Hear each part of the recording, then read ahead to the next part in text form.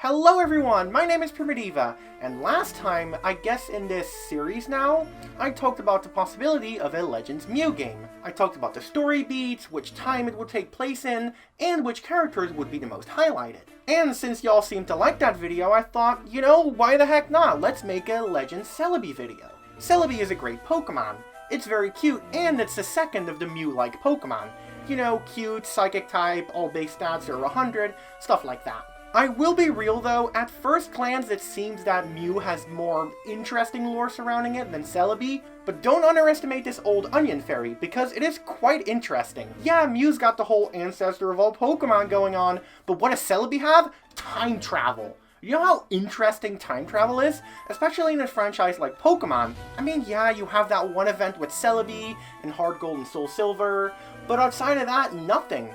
They did an amazing job with Pokemon Mystery Dungeon 2 though. The time travel in that game is just poetic. Celebi can not only time travel, but also purify forests and nature around it, and those two traits make it actually a really interesting Pokemon to base a story around. So how would a Legends Celebi game go? Well, let's dive in.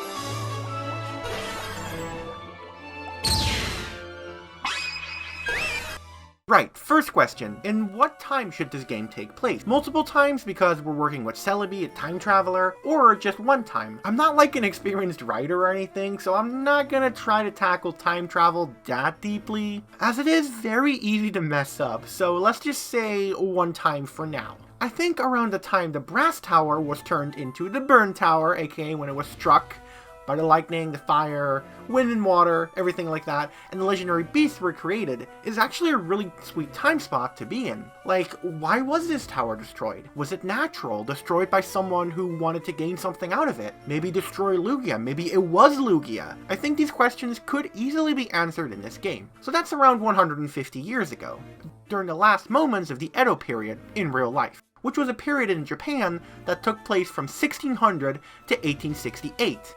Considering Johto likely takes place around the time it was released, Gold and Silver being released in 1999 in Japan, 150 minus that, let's see, I'm gay so I'm very bad with math. That is 1849. Alright, cool. Time achieved. Unfortunately, because of this, we won't be seeing any characters that we already know appear in the game. But that's alright, because Legends Arceus doesn't seem to have any of that either. Also, likely won't be seeing any gym leaders around that time either, so I think it'd be best if the story was more so focused on stopping the bad guys, just like Pokemon Colosseum and Gale of Darkness, which honestly would be so fresh to see. Right, so how would Pokeballs or just general ways of catching Pokemon work in this game? Well, I really like the idea of bonding with a Pokemon and then it just joins your party. Although knowing Game Freak, they'll probably go with something that resembles some type of proto-Pokeball, even older probably than the one we've seen in Legends Arceus. So something maybe magical that you can use to command Pokemon to your will. Maybe even something that's similar to what Auron has in the Lucario movie. That actually looks really cool, like a stick with a gem in it, you could, that's just cool. Like Mew, naturally, Celebi has a lot of features that make it a desirable Pokemon to have for villains. Even more so, I'd say, than Mew, obviously, because we're working with time travel here. I mean, come on, you can do anything with time travel. You don't like something? It's gone. You can just revert it. You can do anything with time travel. It's such an overpowered ability. And along with the fact that Celebi is also known for purifying forests, I think that actually sets a really nice basis for a group of villains that is very concerned with nature. Like villains who think humanity is evil and everything must return to nature. Return to monkey. This onion fairy can also heal wounds, so why would modern medication even be necessary? Can't everyone just live in a forest and be happy amongst others, breathing in that fresh air every day? And you know, that sounds kind of good. You would hear that and you would think, maybe we should do that. Maybe this person has a point. Of course, we're working with a villain here, someone who wants to purify the world and bring everything back to nature. And you know, that whole purifying thing, that doesn't sound too good. I mean, think about the people with conditions that might be too complicated for Celebi to just heal. Or how about the people that just like the way society is going? That's where it gets really tricky. Now, if you were to ask me, Prima, would you want to live in a world without technology? I would probably say no. Yeah, if I grew up without technology, I wouldn't mind at all, because I just wouldn't be used to it. But if everything just went back to nature, I wouldn't be happy about that. I like my games, and I like communicating with people all over the world. It's a good thing. Not all technology is bad, you know? But we're not talking about now, or even 50 years ago. We're talking about 1849. So why would a villain want to go back to a purely natural world when it was still pretty natural around this time? Well, soon after the Edo period, the Meiji Restoration happened. And in the Meiji period, which lasted from 1868 to 1912, Japan went through a lot of industrialization and adopted lots of Western ideas. So the time period we're working with, near the end of the Edo period, and around the beginning of the Meiji period, works perfectly for such a villain. Like, this villain could be seeing how it's slowly taking over the society of the world of Pokemon. Also, you gotta remember that the world of Pokemon is much more technologically advanced than ours is, so yeah, it would make sense that maybe even earlier, like, the industrialization happened. And any important villain should, in my opinion, have a dang good reason why they're doing stuff. You should see why they're doing the things that they are, even if you ultimately do want to stop them. And at the end of it all, you might think, that person had a good point, maybe we should implement that into society. Instead of calling this villainous group X-Team, I think something like the Restoration Crew or Keepers of Nature would be a better fit instead. Again, I'm not the best with names at all, so if you got something that's better, let me know. This group would naturally be composed of a lot of people who care about nature, who want to make sure that nature is key in society. Again, it's that whole progression versus tradition thing that a lot of Pokemon fans have been wanting to see in the games. Now, these people don't go around stealing Pokemon, instead they just catch their own, and they go around protesting stuff that they don't like. And they will lash out and berate people who don't agree with them. They would ask the player character to join pretty much all the time, to join their good cause. And the Pokemon that they would be using would be mainly types that align with nature, such as grass and ground, and maybe fairy to an extent.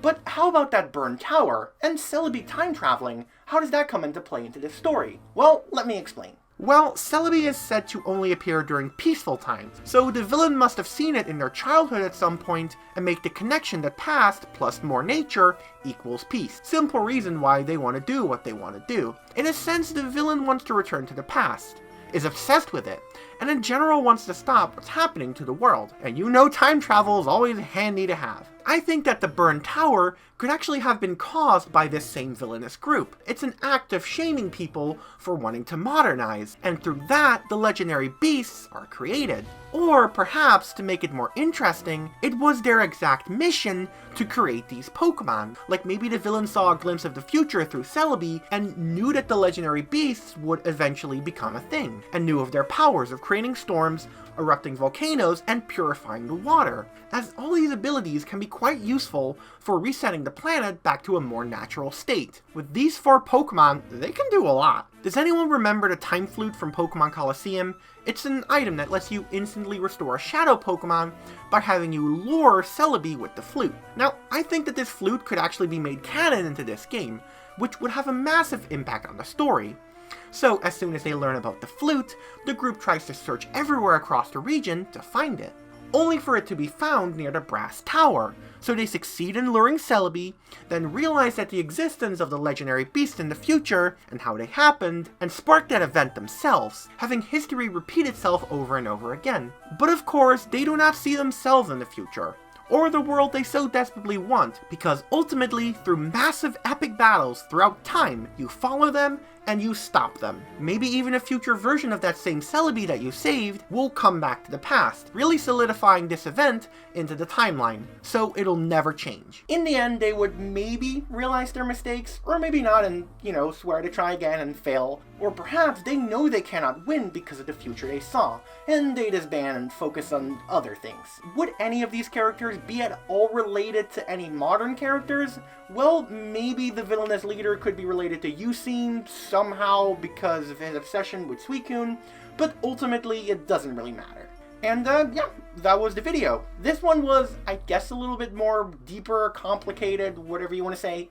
I guess Celebi just gave me more to work with, and plus time travel is really interesting, along with like the whole nature thing. That's just really interesting. But also, I guess, because I'm getting better at storytelling. I mean, I certainly try to get better at it. After all, I am in the middle of writing a Fakemon region story that I want to be somewhat deep. But yeah, let me know if this one sounded interesting at all. As always, let me know what you thought of this video in the comment section down below. I remember the algorithm really likes that. Oh, and last but not least, would y'all like to see more of this? Jirachi is a Pokemon that might seem a little bit uninteresting at first, but considering Hoenn's deep history of lore and mythology, I could definitely connect it to some things, and it would be interesting to have a look at that. Again, let me know. If you enjoyed this video, be sure to hit that like button, and subscribe if you haven't already. I got lots of cool stuff on the channel, and always more coming soon. Before I head out, I want to give a massive thank you to my assistant professor and lecturer patrons, Ty Burns, Gloomba331, Michael Piccirilli, DeltaMajora, and Gwen Joy. Thank you so much for supporting the channel, you all are awesome. And with that being said, I hope y'all have a good day, night, or morning, and as always, take care!